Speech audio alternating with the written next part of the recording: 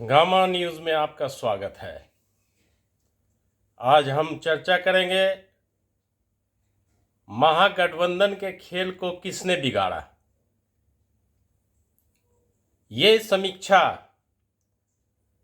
मैं उन तमाम लोगों से बात करने और जो पूरे राज्य में बातें हो रही है उसके आधार पर इस नतीजे पर पहुंचा हूं कि महागठबंधन के खेल को किसने बिगाड़ा। राजद ने, कांग्रेस ने, वाम दलों ने, वीआईपी ने, किसने इस पूरे खेल को बिगाड़ा है? 3 लोगों ने, और यूं कहें तो 2 लोगों ने, लोग भी नहीं कहिए, 2 दल ने बिगाड़ा है। और इसमें सबसे बड़ा जो दोषी है वो है आरजेडी और कांग्रेस। कांग्रेस को भी आप नहीं बख्श सकते। क्यों? क्योंकि कांग्रेस ने जिसे अपना स्टेट प्रभारी बनाया,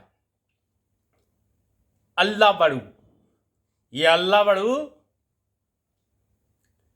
पूरे बिहार में महागठबंधन को नाशने में अहम भूमिका निभाई। चुनाव में है, लेकिन चुनाव के पहले अल्लाह बड़ू हिचकिचाते रहे। क्या बोलकर? उनसे जब प्रेस के लोग पूछते थे कि तेजस्वी को मुख्यमंत्री का उम्मीदवार बनाएंगे, तो वो चुप हो जाते थे। क्यों चुप हो जाते थे? उन्हें लगता था कि तेजस्वी को अगर मुख्यमंत्री का दावेदार घोषित कर देंगे तो जो सवर्ण वोटर हैं वो बिदक जाएंगे। अरे भैया, आपको इतना भी अभी जब राजनीति का ज्ञान नहीं है कि सवर्ण वोटर 2014 से, या यूं कहें कि 2010 से भी नहीं, 2005 से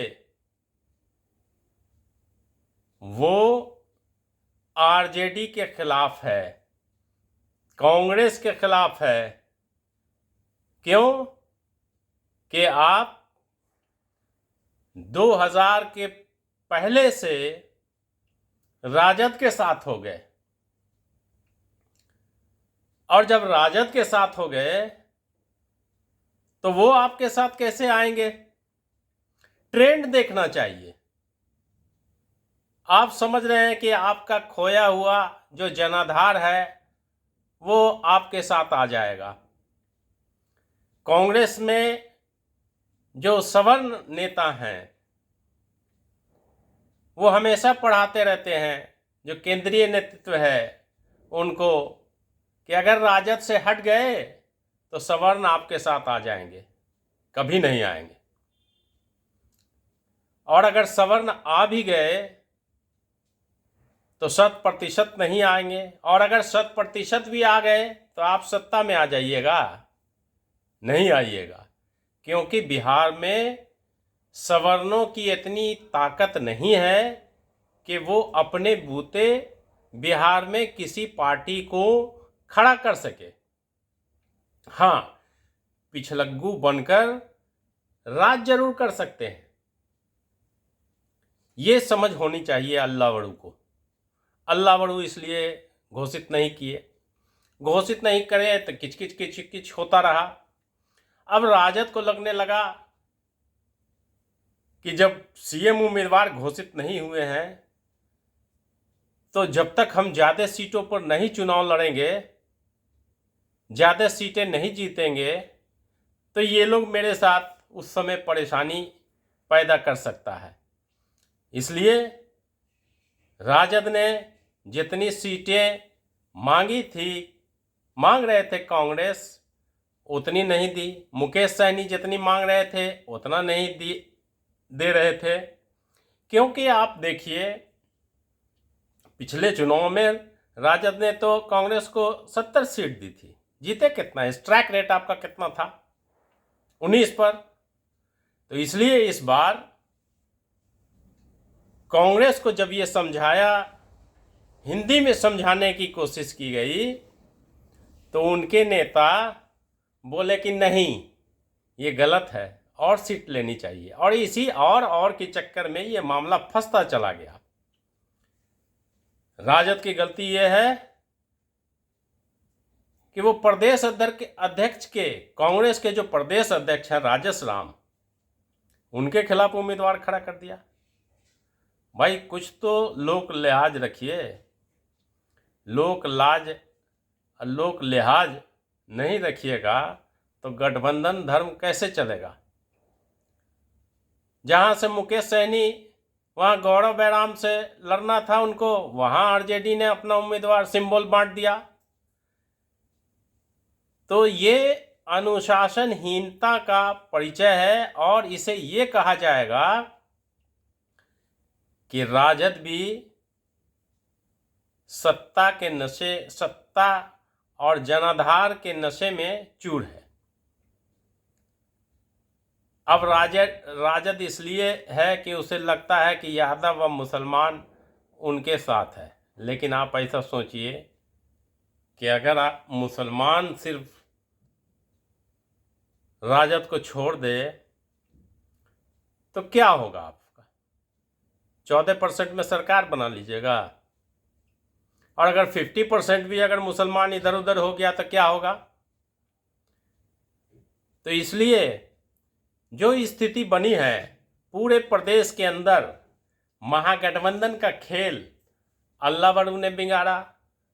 जो केंद्रीय नेतृत्व है, देखिए, हमेशा से जो छोटे दल को हमेशा जो बड़ा दल है वो घटकने का कोशिश करता है। कांग्रेस को लगता है कि राजद ने उसका जनाधार छीनकर उसके सारे जनाधार पर कब्जा कर लिया है, तो वो उससे जनाधार वापस लेना चाहती है। तो यही हाल सभी बड़े दलों का है कि वो क्षेत्रीय दलों को किसी न किसी तौर पर समाप्त करने की कोशिश में रहते हैं।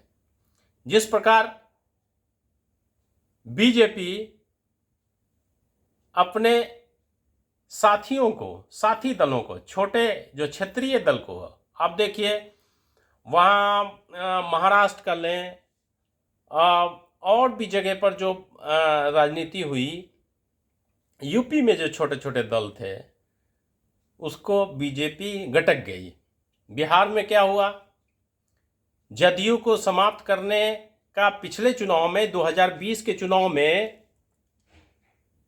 बीजेपी ने कोई कसर छोड़ी? चिराग को पीछे लगा दिया और चिराग के साथ अपने सारे उम्मीदवारों को, जिन्हें चुनाव लड़ना था लेकिन सीट जदयू को चला गया, उन सारे सीटों पर बीजेपी के बहुत सारे उम्मीदवार टिकट लेके वहां से चुनाव लड़ गए। परिणाम क्या हुआ कि जदयू की सीटें घट गई। इसी प्रकार महागठबंधन में इस बार हो रहा है। वाम दल के नेता कांग्रेस और आरजेडी दोनों को इस बात के लिए आगाह करते रहे, लेकिन ना कांग्रेस समझने को तैयार हुई और ना आरजेडी। नतीजा आपके सामने है। 20 तारीख आज है और 20 तारीख तक कई सीटों पर खींचतान की स्थिति बनी हुई है। वैशाली में खींचतान की स्थिति है। राजद और कांग्रेस के उम्मीदवार आमने सामने हैं। तो लालगंज सीट पर भी मुन्ना शुक्ला की पुत्री शिवानी शुक्ला को आरजेडी ने उम्मीदवारी सौंप दी है, तो कांग्रेस ने आदित्य कुमार को उम्मीदवार बना दिया है। वैशाली में राजद ने अजय कुशवाहा को उम्मीदवार बनाया है, तो उसके सामने संजीव सिंह को कांग्रेस ने उतार दिया है। ये तमाशा है, ये तमाशा आप कर रहे हैं, वोटर सब देख रहा है,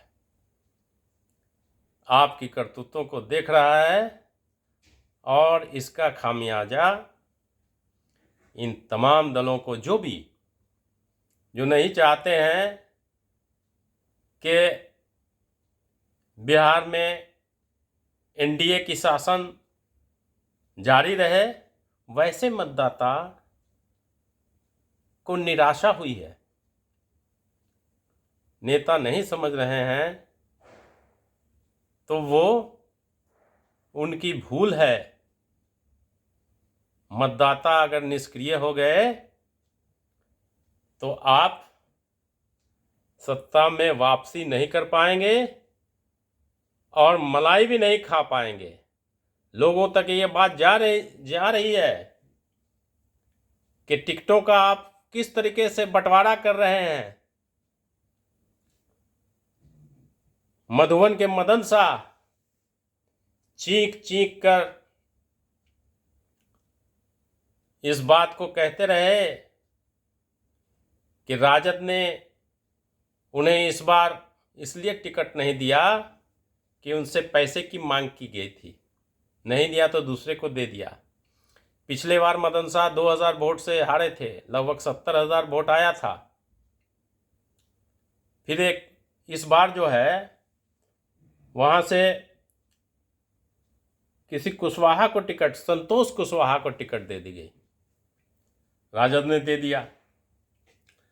तो ये चर्चा आम है कि क्या हो रहा है।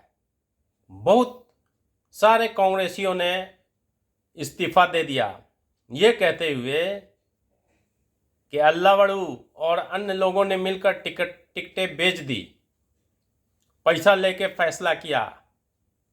जब आप कमज़ोर उम्मीदवार देंगे तो जो सत्ता में, वो भी नीतीश कुमार जैसे शख्सियत के नेतृत्व में एनडीए बिहार में चुनाव लड़ रही है, उसको हराना ऐसे अफवाहों के बीच महागठबंधन के लिए बहुत मुश्किल है। कल फिर आपके बीच होंगे राजनीतिक विश्लेषण के साथ। हैप्पी दिवाली। आज दिवाली है, पूरे जोश और खरोश और सौहार्दपूर्ण वातावरण में दिवाली मनाएं। नमस्कार।